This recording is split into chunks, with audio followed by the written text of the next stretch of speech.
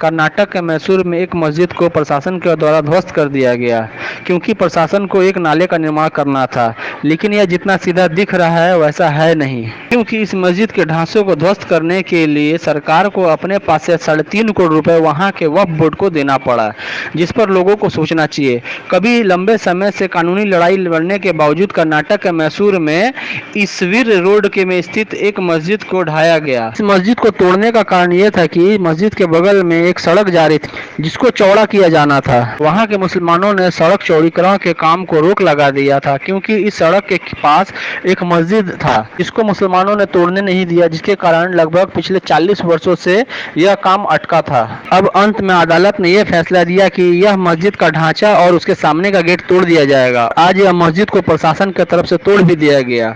सड़क चौड़ीकरण के कार्य को चालू कर दिया गया। उस मस्जिद के दीवार और गेट को तोड़कर नाले का निर्माण किया गया, जिसको आगे ले जाकर मेन बड़े नाले के साथ जोड़ दिया गया। लेकिन यहाँ तक तो ठीक था, पर इस केस में सबसे बड़ी हैरानी तब हुई जब वहाँ के लोगों को पता चला कि सिर्फ इस मस्जिद के ढांचे को ढाने के लिए सरकार को 3.5 करोड़ रुपए इस मस्जिद और वक्फ बोर्ड को दिया गया है ताकि ये दोबारा मस्जिद बना सके।